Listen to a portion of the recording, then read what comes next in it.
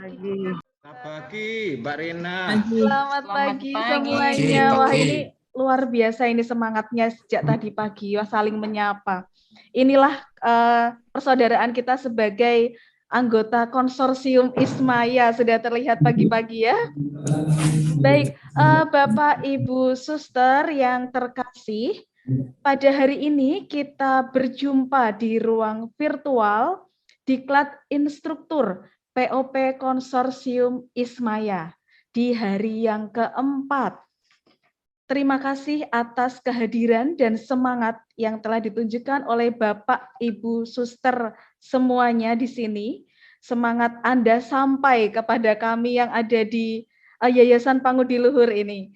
Baik, pagi ini kita akan melalui 2 acara. Yaitu yang pertama kita nanti akan berlatih dengan narasumber kita untuk membuat soal standar PISA dan AKM. Nah, mungkin ini nanti yang sudah ditunggu-tunggu selama ini oleh suster, Bapak, Ibu semua yang hadir di sini, saya yakin. Kemudian nanti di sesi yang kedua kita akan praktik secara mandiri. Kita akan memperoleh soal dari narasumber kita untuk kita kerjakan, untuk kita lakukan dinamika di situ secara bersama-sama. Seberapa jauh pemahaman kita tentang materi yang disampaikan oleh narasumber pada sesi yang pertama.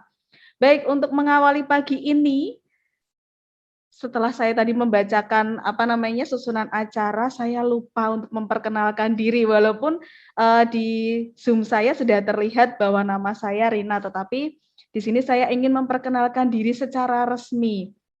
Suster, Bapak, Ibu yang terkasih, perkenalkan nama lengkap saya Katarina Ismawardani, biasa dipanggil Ibu Rina. Saya di sini bertugas sebagai implementasi program pada POP Konsorsium Ismaya.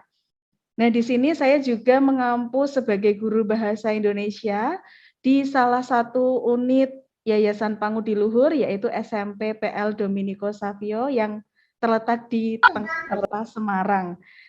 Nah, Bruder Bapak Ibu, untuk semakin menambah semangat kita pada pagi hari ini, saya punya pantun untuk Bruder, Bapak Ibu dan Suster semua. Pantun saya pada pagi ini, hari ini matahari bersinar terang. Terang ya Bapak Ibu ya? Mataharinya. Kulangkahkan kaki menuju Gunung Batur. Harap ini budiku benderang. Karena tugasku sebagai instruktur. Oke. Kita hidup bukan untuk belajar. Namun belajar untuk kehidupan.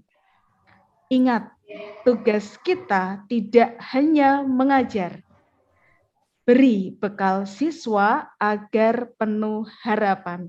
Nah, ini tugas kita bersama, Suster, Bruder, Bapak, Ibu yang hadir di sini. Kita semua sebagai anggota konsorsium Ismaya, kita ingin memberikan harapan, memberikan bekal yang berguna bagi anak bangsa. Nah, semoga cita-cita kita ini dapat tercapai. Kita bergandengan tangan di sini di konsorsium Ismaya untuk mencapai cita-cita anak bangsa. Nah, untuk mengawali pagi ini juga, saya ingin mengingatkan Bapak Ibu ini. Apakah masih ingat dengan yel-yel kita? Masih. Masih, oke. Masih. Baik, sekarang silakan mikrofonnya boleh dibuka semua Bapak Ibu, kita akan yel-yel bersama untuk semangat pagi kita. Ada 2 yel-yelnya, Bu Katrin. Oh, ada 2. Saya pakai yang mana? kalau Yang kedua ya. Nah, coba ini kita ingat yang mana ini? Yang kedua. Oke. Siapa kita? Sekali lagi dulu ya, Jadi. Instruktur. Instruktur. Cepat sekali ya ini ya. Tadi pagi semangat loh saling menyapa. Apa kita? Instruktur. Instruktur, oke. Apa kita? Instruktur. Instruktur. Luar biasa. Luar biasa. Ben, Udah best. literasi, berkarakter. Yes. Oke, Saya nggak terima ngomong deh. kasih. Tepuk tangan untuk Bapak Ibu semua yang ada di sini. Baik,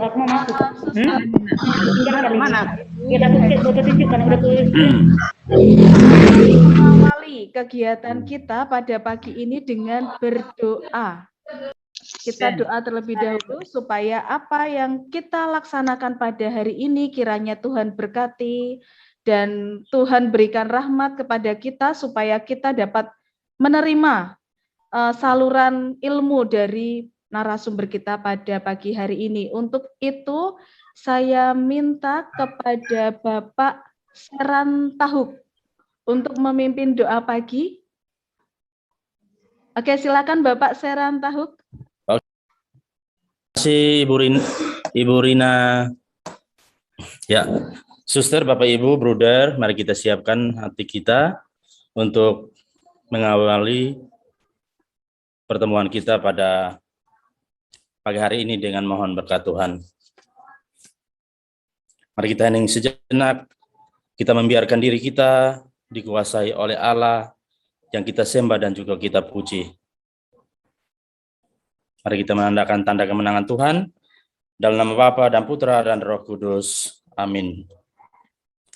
Allah, Bapa kami yang Maha Pengasih dan juga Maha Penyayang, kami mengucap syukur atas kasih setiamu, atas cinta yang boleh kami alami, terutama dalam istirahat malam kami tadi, hingga pada pagi hari ini. Engkau masih memberkati kami dengan segala berkat yang kami butuhkan. Tuhan, Allah Bapa yang Maha Baik, kami juga bersyukur karena atas berkat dan karunia-Mu, Engkau boleh mempertemukan kami semua dalam Zoom Meet ini. Tuhan, kami mohon berkat-Mu untuk kami semua dalam persiapan, dalam mendengarkan apa yang disampaikan oleh narasumber kami. Semoga Engkau mengutus Roh Kudus-Mu bagi kami semua, sehingga apa yang kami dalami, apa yang kami alami dan juga dengarkan pada hari ini, semuanya sungguh-sungguh merasuki kami semua, dan apa yang kami tidak pahami, kami pahami demi pengembangan sekolah kami di tempat karya kami masing-masing. Tuhan, Allah Bapa yang Maha Baik, berkatilah juga para narasumber kami, semoga juga mereka selalu diberikan kekuatan dan juga rahmat kesehatan dalam proses pengembangan sekolah-sekolah di beberapa yayasan program organisasi penggerak ini. Tuhan Allah Bapa kami, seluruh harapan kami, seluruh niat baik kami, rencana baik kami ke depannya, kami serahkan ke dalam tangan kuasa-Mu. Semoga Engkau yang berkuasa, Engkaulah yang menyelenggarakan sesuai dengan kehendak-Mu. Semua doa dan harapan kami serahkan semuanya kepadamu lewat perantaraan Kristus, Tuhan dan pengantara kami, Yesus Kristus, yang hidup dan berkuasa bersama Roh Kudus, kini dan sepanjang segala masa. Amin. Amin. Dalam nama Bapa dan Putra dan Roh Kudus. Amin. Amin. Terima kasih. Terima kasih Pak Seran Tahuk atas doa paginya. Baik, Suster, Bruder, Bapak Ibu yang terkasih, kita akan mendengarkan dan menyanyikan di dalam hati lagu kebangsaan Indonesia Raya.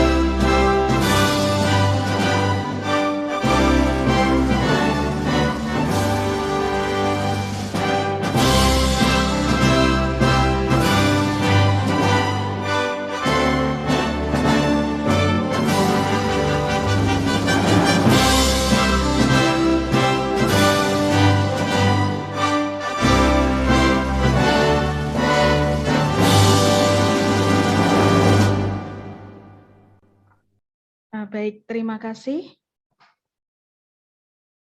Selanjutnya, kita akan berdinamika setelah ini bersama dengan narasumber kita dari PISA untuk membuat soal standar PISA dan AKM yang telah Bapak, Ibu, Suster, ataupun Bruder tunggu-tunggu selama ini.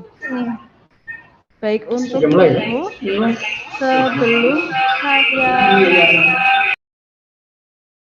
sebelum saya berikan waktu ini kepada narasumber, saya akan memperkenalkan terlebih dahulu narasumber kita, supaya kita sama-sama tahu, sama-sama saling kenal, sehingga nanti apa yang beliau sampaikan ini bisa merasuk ke dalam jiwa kita sebagai seorang pendidik. Kita sama-sama paham apa itu soal PISA dan AKM. Baik, saya perkenalkan, sudah di spotlight ya di sini ya, Dr. Hongki Juli MSI dari Universitas Sanata Dharma, Bruder, Suster, Bapak, Ibu sekalian. Beliau lahir di Jakarta tanggal 17 November tahun 1975. Saat ini beliau berada di kampus 3 Universitas Sanata Dharma Paingan, Maguwo Harjo, Depok, Sleman, Yogyakarta. Saya yakin Bruder, Suster, Bapak Ibu sekalian, pastinya ada yang lulusan dari Sadar ini, banyak sekali lulusan dari Sadar di sini. Kemudian untuk riwayat pendidikan Pak Hongki sudah tidak diragukan lagi, beliau S1 Program Studi Pendidikan Matematika dari Universitas Sanata Dharma. Kemudian pada tahun 2005 beliau melanjutkan pendidikan S2 Program Studi Matematika di ITB. Lalu pada tahun 2015 beliau sudah berhasil meraih gelar doktor di bidang pendidikan Program Studi Pendidikan Matematika Universitas Negeri Surabaya. Kemudian pencapaian beliau selama ini, pada tahun 2007 sampai 2013, beliau terlibat aktif di dalam penulisan buku siswa dan buku guru untuk pelajaran matematika kelas 1 sampai dengan kelas 6 SD dengan pendekatan matematika realistik. Kemudian pada tahun 2017, beliau berhasil menerbitkan 2 buku ajar, yaitu Pengantar Teori Peluang dan Pembelajaran Matematika SMP. Ini yang terbaru di tahun 2019, beliau menerbitkan buku yang berjudul PISA, Pembahasan Proses Penyelesaian dan Contoh Penyelesaian, Guru Mahasiswa Pendidikan Matematika. Nah, ini Pak Hongki, kami dari Yayasan Pangudi Luhur telah memesan buku Bapak ini sejumlah 159 eksemplar untuk kami bagi-bagikan nantinya juga kepada sekolah-sekolah intervensi kami yang ada di konsorsium Ismaya. Jadi jangan khawatir Bapak Ibu Suster yang ada di sini semuanya. Ini kami sedang dalam tahap pemesanan buku Pak Hongki terkait dengan PISA. Nanti kita bisa belajar bersama-sama dari sini untuk menambah wawasan kita. Ya, supaya kita melangkahnya ini semakin mantap kalau ada buku dari Pak Hongki. Nah, kemudian saya lanjutkan di tahun 2021 sampai 2023 nanti, beliau menjadi koordinator wilayah YP MIPA untuk daerah Yogyakarta dalam melaksanakan POP. Oh ya, ini di kolom chat sudah ada ini. Saya mau bukunya Pak Hongki. Oke, siap. Nanti akan kami kirimkan. Ini masih dalam proses pemesanan, mohon bersabar ya. Baik, untuk itu Bruder, Suster, Bapak, Ibu, waktu setelah ini sepenuhnya saya serahkan kepada Pak Hongki. Kita di sini nanti akan mendengarkan saluran ilmu dari Pak Hongki sampai pukul 12. Jadi silakan nanti Bruder, Suster, Bapak, Ibu bisa juga mempersiapkan soal-soal yang ingin ditanyakan kepada Pak Hongki terkait dengan soal standar PISA dan AKM. Begitu saja dari saya, waktu saya persilahkan kepada Pak Hongki. Baik, terima kasih Ibu Rina yang sudah menghantarkan. Selamat pagi, Bruder, Suster, Bapak, Ibu sekalian. Salam kenal dari Jogja. Selamat pagi. Pagi, Selamat Pak. pagi Pak Hongki. Salam Pagi, jumpa, Pak. salam kenal Salam juga. kenal. Salam kenal. Salam kenal Pak Ongki. Selamat pagi. Ya, salam kenal semua ya Bapak Ibu, Bruder, Suster. Saya melihat Bruder, Bapak, Ibu, Suster dari berbagai kota di Indonesia, begitu ya. Dan kita bertemu di ruang virtual. Semoga ini bisa membantu Bruder, Bapak, Ibu, Suster untuk lebih memahami terkait dengan PISA dan AKM, gitu ya. Tetapi tentu karena keterbatasan saya akan membahas bagian yang matematika ya Bapak Ibu, sedangkan untuk literasi atau literasi membaca saya tidak berani menyinggung ke sana, apalagi yang sains begitu ya, karena background keilmuan saya lebih spesifik untuk yang matematika begitu ya Bapak Ibu. Baik, semoga apa yang saya sampaikan dan kita diskusikan siang ini memenuhi harapan Bapak Ibu sekalian, karena memang persiapannya agak mepet begitu ya, karena saya baru dihubungi hari Sabtu yang lalu persiapannya hanya 3 hari. Semoga dengan persiapan ini saya dapat memenuhi harapan Bruder, Bapak, Ibu, Suster sekalian terkait dengan pemahaman soal-soal PISA dan AKM gitu ya. Nah, saya tidak tahu mengapa panitia memilih saya untuk menjadi narasumber di sini. Mungkin karena salah satunya adalah buku yang saya terbitkan, atau mungkin salah duanya adalah karena saya alumni juga dari Yayasan Pangudi Luhur, Bapak Ibu. Saya lulus dari SMP Pangudi Luhur di Jogja begitu ya. Tapi memang saya kelahiran Jakarta ya. Jadi tetapi saya sejak SMP sudah berpindah ke Jogja begitu ya. Karena katanya Jogja itu kota pelajar sehingga menarik perhatian, maka saya memilih untuk melanjutkan SMP saya di Jogja, dan saya adalah lulusan dari SMP Pangudi Luhur 1 Jogja begitu ya. Kalau dulu angkatan saya itu ada Pangudi Luhur 1 dan 2 begitu ya. Nah, yang 2 sekarang beralih menjadi Yohanes Don Bosco begitu ya. Nah, baik, saya akan coba melihat dulu sejauh mana Bapak Ibu sudah mengetahui tentang soal PISA begitu ya. Apakah saya ingin bertanya kepada Bapak Ibu, apa yang Bapak Ibu pahami sejauh ini tentang soal-soal yang ada di tes PISA, khususnya untuk yang matematika? Monggo kalau ada yang mau menjawab langsung saja open mic, lalu bisa di-unmute, lalu Bapak Ibu bisa menjawab begitu ya. Baik, silakan. Adakah Bapak Silakan. Ibu yang ingin menjawab? Apa yang Bapak Ibu pahami selama ini tentang soal PISA? Sering salah sebut ya antara pizza dan PISA gitu ya. Ibu Elizabeth Ya, Hutagal. silakan Ibu Elizabeth. Nggak tahu, dalam pemikiran saya kalau yang sudah disebut standar PISA itu pasti standar luar negeri dan sulitnya begitu ya, sulitnya begitu. Tingkat kesukarannya pasti berbeda dengan yang AKM. Mungkin seperti itu dalam benak saya, Pak. Baik, terima kasih Ibu Elizabeth. Ada lagi Bruder, Bapak Ibu yang lain? Silakan pendapatnya Bapak apa Rocky. yang Bapak Ibu.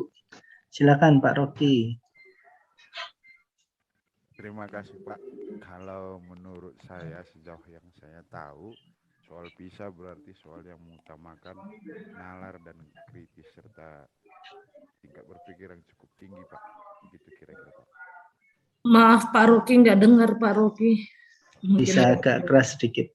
Saya hanya dapat bagian yang bernalar. Menurut saya soal PISA berarti soal yang menuntut daya nalar dan tingkat cukup tinggi serta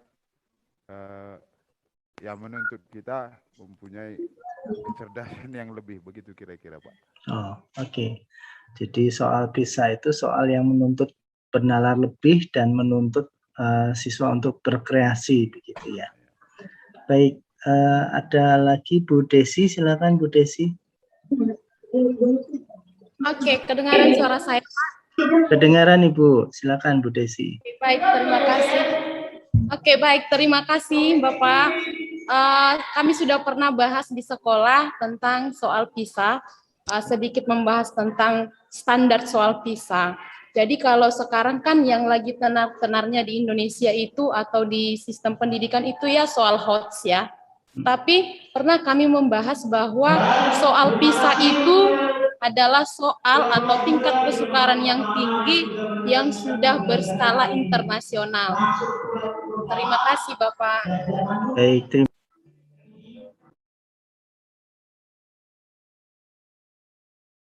Pak Hongki, maaf masih di mute suaranya. Oh iya, baik. Masih ada beberapa teman, tapi saya cukupkan 3 dulu ya Bapak Ibu. Baik, kita akan melihat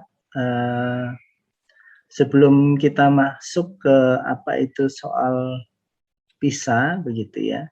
Saya akan menyinggung sedikit dulu tentang taksonomi Bloom, gitu ya Bapak Ibu. Nah, nanti apa hubungannya taksonomi Bloom dengan soal PISA, begitu ya. Nanti akan saya jelaskan di bagian akhir, gitu ya. Nah, sebelumnya saya ingin menjelaskan dulu tentang taksonomi Bloom. Apakah sudah tampak di layar Bapak Ibu PPT saya? Sudah Pak. Sudah Pak, sudah. Ya, Sudah, baik. Pak. Terima Sudah kasih. jelas. Ya, nah sebelum masuk ke soal PISA dan seperti apa soal PISA itu, begitu ya Bapak Ibu, saya ingin mengulang sedikit tentang taksonomi Bloom, gitu ya. Lalu nanti kita akan lihat apa kaitan taksonomi Bloom dengan kriteria soal-soal PISA, begitu ya. Nah, tentu taksonomi Bloom ini tidak asing bagi Bapak Ibu dan sudah Bapak Ibu geluti, begitu ya. Sudah Bapak Ibu pahami bahwa di dalam taksonomi Bloom itu ada 6 level, begitu ya, yang biasa Bapak Ibu sebut sebagai C1, C2, C3 sampai dengan C6, gitu ya. Nah, saya akan mengulas sedikit tentang apa itu taksonomi. Nah, taksonomi adalah cara kita mengelompokkan atau mengklasifikasi objek berdasarkan ciri-ciri tertentu, gitu ya. Nah, taksonomi di dalam konteks pembelajaran berarti lebih dibahasakan sebagai klasifikasi tujuan pendidikan atau pembelajaran, gitu ya. Nah, salah satu taksonomi yang paling sering dipergunakan di dalam mengkategorikan tujuan-tujuan pendidikan, penyusunan tes dan kurikulum menurut Chung, Lewy, dan Postlethwaite itu adalah taksonomi Bloom. Nah, jadi dari hasil penelitian mereka ternyata salah satu taksonomi yang paling banyak digunakan di dalam mengklasifikasi proses-proses yang terjadi di dalam pendidikan yang kita kenal misalnya tes, kurikulum, itu adalah taksonomi Bloom. Nah, taksonomi Bloom sendiri itu merupakan karya dari Benjamin Bloom dan mulai dipublikasikan tahun 1956, di mana Bloom itu membuat 3 taksonomi sebenarnya di dalam ranah kognitif, afektif, dan psikomotorik. Nah, yang akan kita tinjau hari ini lebih spesifik di ranah yang kognitif, gitu ya. Menurut taksonomi Bloom, ada 6 tingkatan di dalam proses atau bisa dikategorikan dalam proses belajar, gitu ya, untuk aspek kognitif. Yang pertama itu adalah aspek pengetahuan atau knowledge, kedua itu pemahaman atau comprehension, kemudian 3 itu penerapan application, 4 itu analisis, 5 sintesis, dan 6 itu evaluasi. Nah, ini adalah 6 level di dalam aspek kognitif yang diutarakan Bloom tahun 1956 gitu ya. Nah, ternyata di dalam perkembangannya, karena perkembangan ilmu di bidang edukasi dan pendidikan dan juga psikokognitif gitu ya, maka nampaknya taksonomi Bloom ini perlu direvisi. Maka salah satu mahasiswa Bloom yang ikut merumuskan taksonomi Bloom di tahun 1956, yaitu David Cradwell, itu mengusulkan perlunya revisi terhadap taksonomi Bloom ini. Nah, kemudian David Cradwell itu bekerja sama dengan 7 ahli psikoedukasi dan pendidikan merumuskan taksonomi Bloom yang direvisi, gitu ya. Nah, ada 3 alasan mengapa taksonomi Bloom ini perlu direvisi menurut Cradwell. Jadi yang pertama adalah komunitas pendidikan itu semakin berkembang, gitu ya. Kemudian bagaimana anak-anak berkembang dan belajar, teori-teori perkembangan anak dan proses belajar anak itu juga semakin berkembang. Dan teori-teori bagaimana guru harus menyiapkan bahan belajar itu juga semakin berkembang. Maka dengan 3 alasan ini, Cradwell memandang taksonomi Bloom ini perlu direvisi, gitu ya. Nah, salah satu proses yang direvisi adalah supaya taksonomi Bloom itu tidak hanya bisa diterapkan di dalam proses evaluasi, gitu ya. Jadi karena dalam perkembangannya sebenarnya taksonomi Bloom di tahun 56 itu didefinisikan dengan tujuan untuk mengklasifikasikan soal-soal evaluasi, begitu ya. Nah, tetapi karena kebutuhan, ternyata yang perlu dikategorikan itu tidak hanya soal-soal evaluasi atau aspek penilaian, maka taksonomi ini perlu dikembangkan. Maka 3 hal yang menjadi perlu diserap, yaitu kurikulum, desain instruksional, dan penilaian, atau gabungan ketiganya itu menjadi lahan-lahan aplikasi taksonomi Bloom yang sudah direvisi, begitu ya. Jadi upaya merevisi ini juga untuk memperluas aplikasi penggunaan taksonomi Bloom.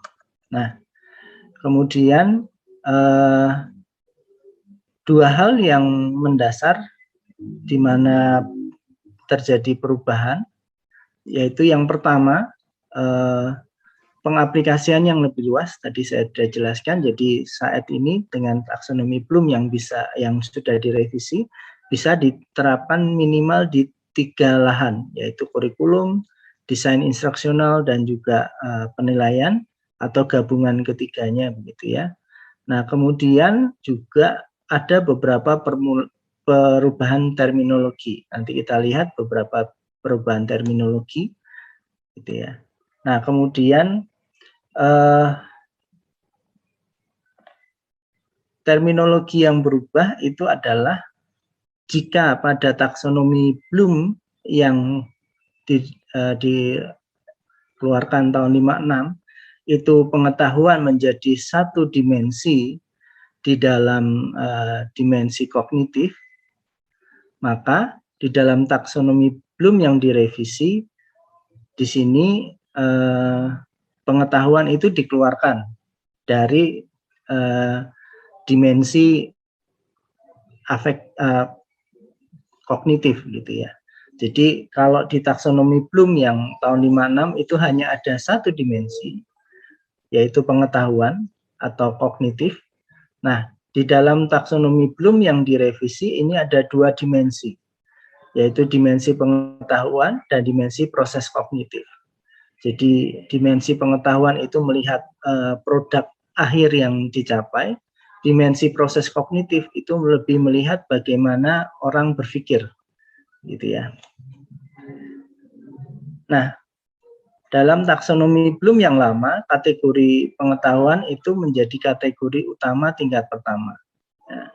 Nah, pada versi revisinya ini dikeluarkan menjadi satu dimensi lain. Jadi karena Krathwohl itu melihat bahwa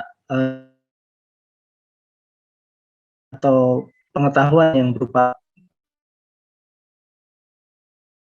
berpikir, maka proses berpikirnya itu sendiri perlu dikategorikan, sehingga dikeluarkanlah dua dimensi dalam taksonomi Bloom yang direvisi. Ada dimensi pengetahuan dan ada dimensi proses kognitifnya, gitu ya. Nah, kemudian untuk terminologi pengetahuan itu dibagi lagi menjadi 4 subkategori. Ya, ini disesuaikan dengan perkembangan neuroscience dan penelitian di bidang psikoedukasi, gitu ya. Jadi apa itu dibagi menjadi 4 subkategori, yaitu apa itu pengetahuan faktual, pengetahuan konseptual, pengetahuan prosedural, dan pengetahuan metakognitif. Ya. Nah, adanya sub-subkategori ini membantu pengguna untuk mengklasifikasikan tujuan proses pembelajaran yang dikelolanya dengan lebih sederhana, gitu ya. Nah, apa itu setiap pengetahuan akan kita coba bahas, begitu ya, Bapak Ibu. Kita mulai dari dimensi pengetahuan. Seperti saya sudah jelaskan tadi, ada pengetahuan faktual, konseptual, prosedural, dan metakognitif, gitu ya.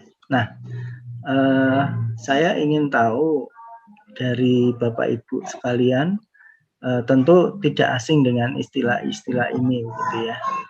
Nah, saya ingin tahu apa yang Bapak Ibu pahami tentang apa itu pengetahuan faktual, Bapak Ibu. Silahkan bisa raise hand untuk menjelaskan apa itu pengetahuan faktual.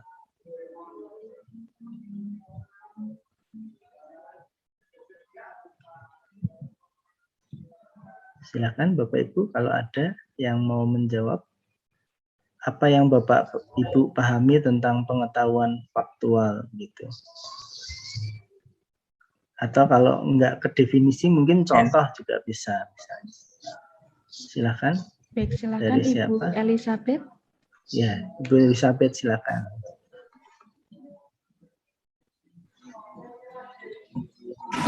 Kalau dia pengetahuan faktual itu berdasarkan katanya itu faktual, fakta, sesuai dengan kenyataan yang sebenarnya. Jadi pengetahuan faktual itu adalah pengetahuan yang sesuai atau disiplin ilmu untuk memecahkan masalah sesuai dengan kenyataan atau situasi yang sebenarnya terjadi, seperti itu.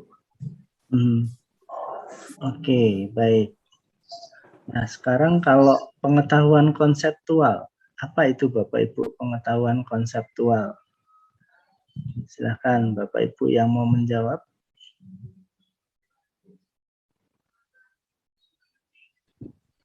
Bisa raise hand dulu. Ya, silakan Bapak. Konseptual itu seperti kita mengajarkan konsep-konsep rumus-rumus. Misal Pythagoras itu ada hipotenusa, berarti hipotenusa merupakan dari kuadrat dari sisi tegak lurusnya. Matur nuwun. Oke, baik, terima kasih Bapak. Nah, kalau pengetahuan prosedural itu apa Bapak Ibu? Pengetahuan bagi anak-anak ketika mereka melakukan sesuatu, kemudian menjalankan langkah-langkah sesuai prosedur atau dalam sebuah proses. Misalnya kalau di biologi itu ada tahapan-tahapan secara sistematis, anak harus melakukan apa-apa begitu. Terima kasih Pak. Baik, terima kasih Bu Maria Elizabeth. Baik, kalau metakognitif apa Bapak Ibu? Silakan. Pengetahuan untuk menyadari diri sendiri. Gimana Ibu itu? Pengetahuan untuk menyadari diri sendiri. Menyadari, mungkin bisa dielaborasi lagi. Oke. Menyadari dirinya sendiri.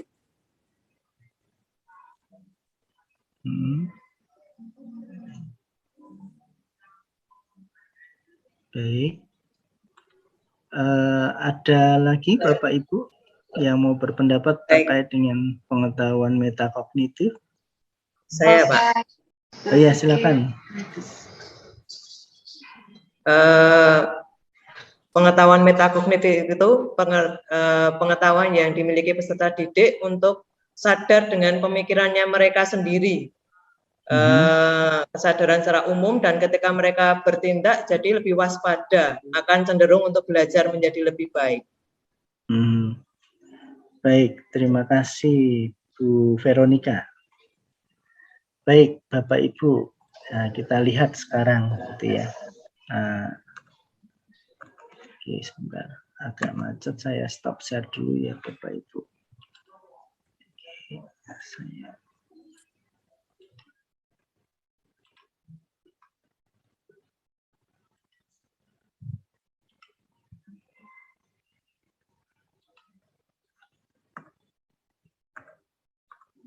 Oke, ya. Jadi apa itu pengetahuan faktual? Jadi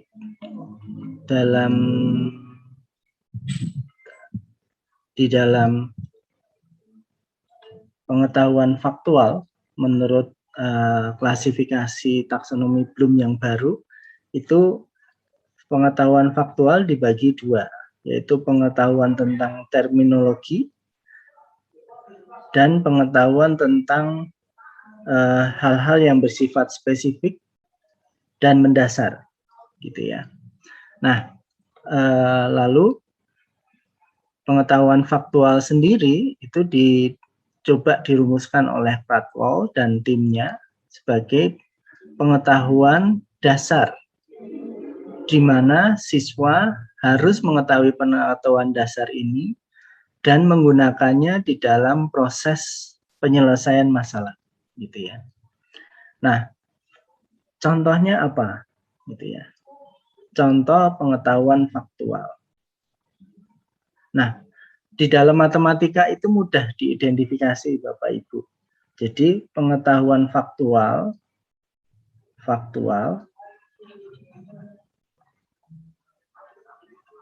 itu salah satu contohnya adalah pemaknaan tentang simbol.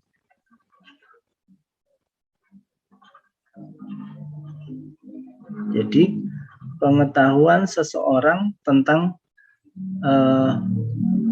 fakta apa yang ada di balik simbol itu, gitu ya. Jadi kalau di matematika pengetahuan faktual ini disetarakan dengan pengetahuan tentang makna simbol, gitu ya.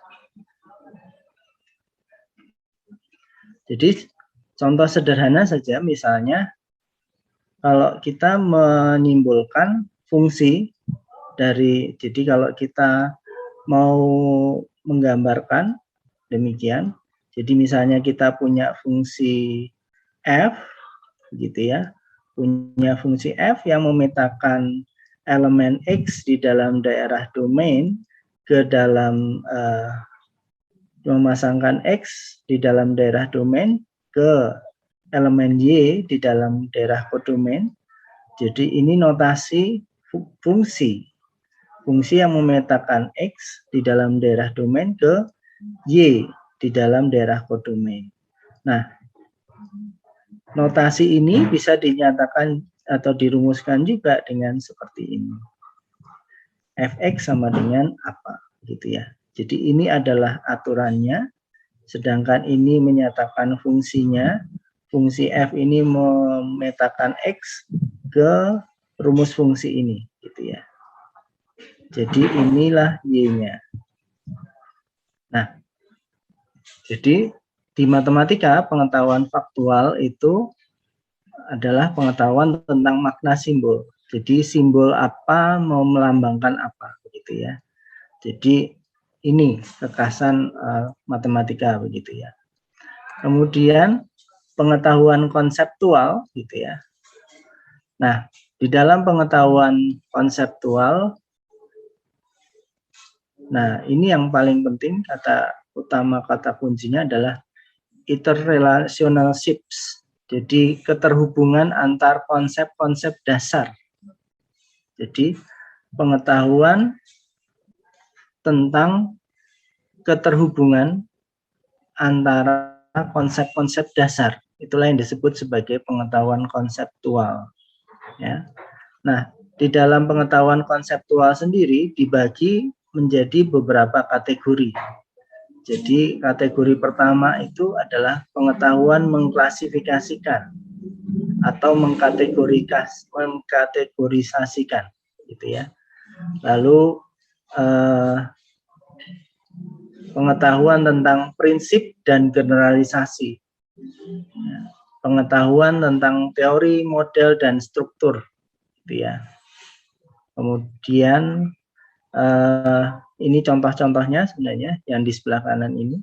Nah, kalau di dalam matematika itu pengetahuan konseptual itu adalah dikaitkan dengan pengetahuan tentang definisi.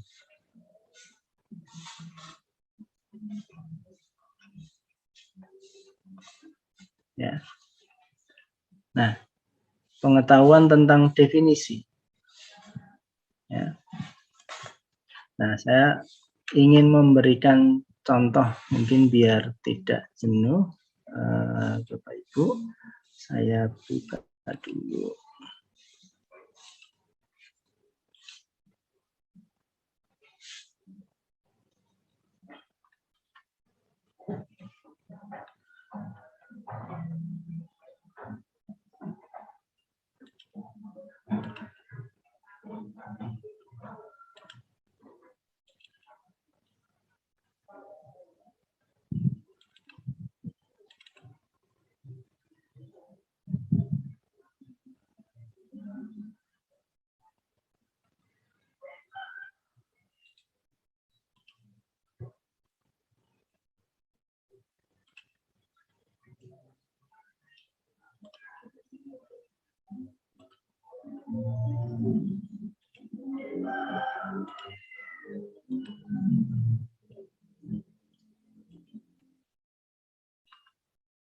Oke, misalkan saya punya diagram keluarga segi 4 seperti ini, Bapak Ibu.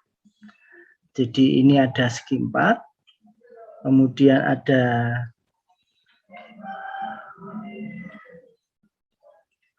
segi 4 sembarang, begitu ya.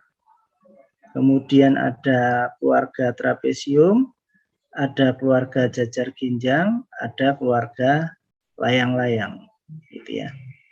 Nah, keluarga segi 4 ini saya bagi menjadi 4 bagian, karena saya melihat berdasarkan banyaknya sisi yang sejajar, gitu ya.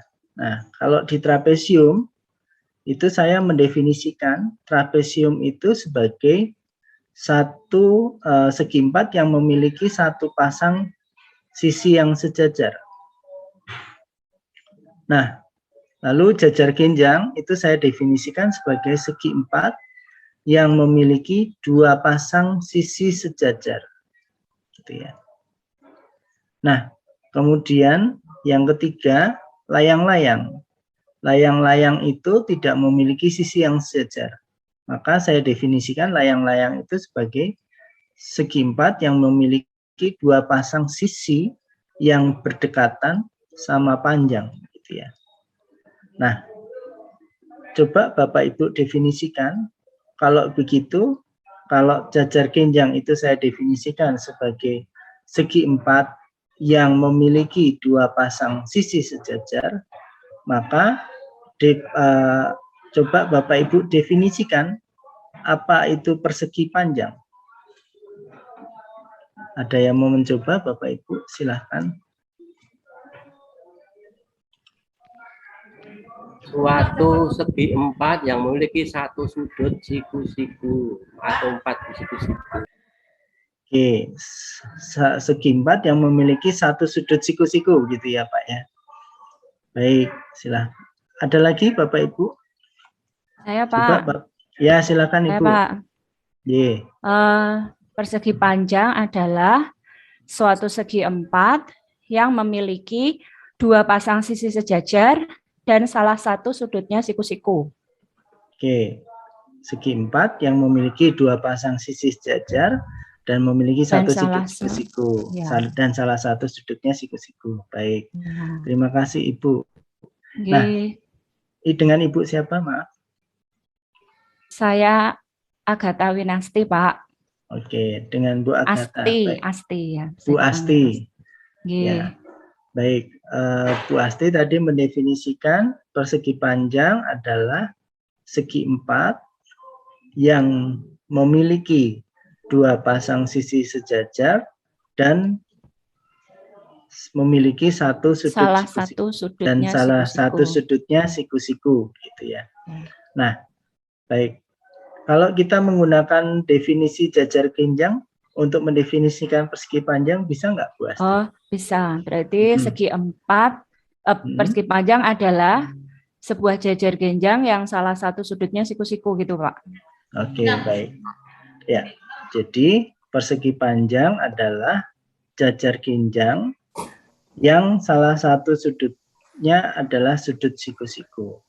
Ya, jadi kita menggunakan hierarki ini. Jadi kan tadi segi 4 yang 2 pasang sisinya sejajar adalah jajar kinjang, gitu ya. Ya. Jadi kalau kita punya kalimat segi 4 yang memiliki 2 pasang sisi sejajar, maka bisa kita gantikan dengan istilah jajar kinjang. Jadi persegi panjang bisa kita definisikan melalui jajar kinjang, gitu ya. Jadi persegi panjang adalah jajar kinjang yang memiliki yang salah satu sudutnya adalah sudut siku-siku. Ya. Baik, terima kasih Bu Asti. Ya, sekarang kalau kita mendefinisikan belah ketupat Bapak Ibu dari diagram ini. Belah ketupat itu apa? Silakan Ibu. Bisa diulangi Ibu? Saya Pak. Ya, silakan Pak. Ya, jajar kinjang, belah ketupat adalah jajar kinjang yang mempunyai 2 garis diagonal yang berpotongan tegak lurus. Oke. Jadi jajar kinjang adalah belah ketupat adalah jajar kinjang yang memiliki 2 pasang diagonal, 2 pasang sisi sejajar, 2 pasang sisi sejajar, dan diagonalnya berpotongan tegak lurus. Dan diagonalnya berpotongan tegak lurus. Nah, hati-hati Bapak Ibu ya. Jadi kalau kita sudah menggunakan tadi kan belah ketupat adalah jajar kinjang. Ya. Nah, di dalam istilah jajar kinjang sendiri sudah termuat definisi bahwa dia memiliki 2 pasang sisi sejajar. Nah, berarti ada redundant atau perulangan begitu ya. Nah, jadi kalau jangan diulang Bapak Ibu ya. Jadi kalau menggunakan 2 pasang sisi sejajar ya kita cukup gunakan ini. Kalau tidak kita gunakan jajar kinjang. Jadi jangan keduanya begitu ya. Nah, maka kalau kita gunakan jajar kinjang berarti jajar kinjang yang memiliki 2 diagonal saling berpotongan tegak lurus begitu ya. Nah, sama panjang. Baik, Ibu. Jadi ada Ibu yang mendefinisikan jajar kinjang yang memiliki 4 sisi sama panjang gitu ya. Jajar kinjang yang memiliki sisi sama panjang. Ya, baik. Jadi belah ketupat adalah jajar kinjang yang yang keempat sisinya itu sama panjang gitu ya. Jadi jajar kinjang yang keempat sisinya sama panjang itu adalah belah ketupat gitu ya. Nah, yang Bapak pertama tadi sebutkan itu terkait dengan diagonalnya memiliki 2 diagonal yang saling berpotongan tegak lurus, itu nanti bisa dibuktikan itu menjadi sifat belah ketupat Bapak Ibu gitu ya. Jadi kalau kita mendefinisikan belah ketupat itu sebagai jajar kinjang yang memiliki 4 sisi sama panjang, maka kita bisa menunjukkan bahwa nanti diagonalnya berpotongan di tengah-tengah dan dua diagonal itu saling tegak lurus gitu ya. Nah, jadi ini adalah salah satu contoh pengetahuan tentang konseptual begitu ya Bapak Ibu. Jadi pengetahuan tentang definisi ya. Baik, kita lanjutkan ke pengetahuan prosedural gitu ya.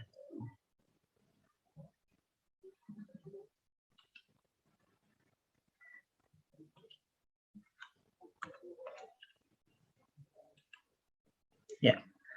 Nah, ini tentang pengetahuan konseptual dan contohnya. Jadi kalau di matematika, pengetahuan konseptual itu pengetahuan tentang suatu definisi, mudahnya begitu ya. Karena di dalam definisi itu sebenarnya sudah merumuskan keterkaitan antara elemen-elemen dasar yang perlu dipahami oleh siswa. Nah, kemudian apa itu pengetahuan tentang prosedural? Yaitu pengetahuan tentang bagaimana melakukan sesuatu, gitu ya. Bagaimana metode menemukan dan kriteria yang digunakan untuk menggunakan skill, algoritma, teknik, dan metode, begitu ya. Ya. Nah, jadi kalau di matematika, pengetahuan prosedural itu adalah pengetahuan tentang algoritma.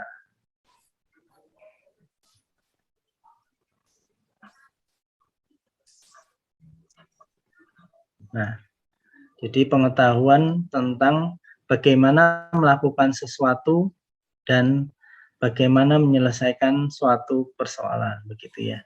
Jadi misalnya contoh sederhana pengetahuan algoritma yang untuk di SMP itu seperti apa misalnya Bapak Ibu?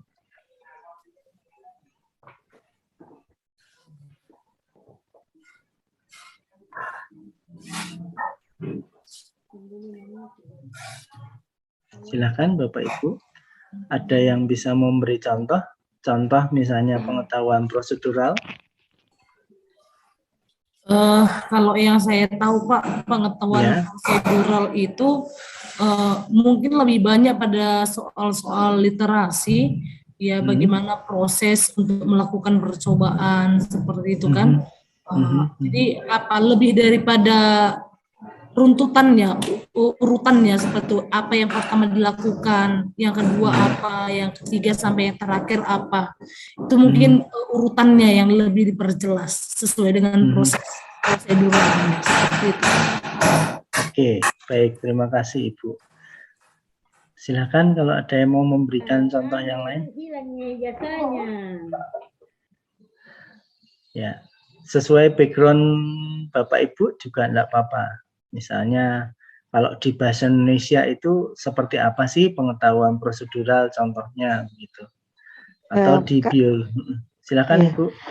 Kalau saya karena yang saya sekarang mengampu mata pelajaran bahasa Indonesia, kalau untuk pengetahuan prosedural misalnya dalam materi teks prosedur. Jadi bagaimana melakukan sesuatu sesuai dengan urutan langkah-langkah yang benar sehingga mendapatkan hasil yang baik. Mungkin seperti itu Pak. Terima kasih. Ya, baik, terima kasih. Betul sekali Ibu. Jadi misalnya kalau kita punya teks itu tentang menjelaskan suatu proses yang harus dilakukan, dan ketika siswa bisa melakukan sesuai dengan prosedur itu, maka kita katakan pengetahuan prosedural, gitu ya. Contoh sederhana lain, misalnya Bapak Ibu kan, misalnya saya pengen buat roti bakar, begitu ya. Maka ya pasti ada langkah-langkahnya kan membuat roti bakar. Misalnya siapkan roti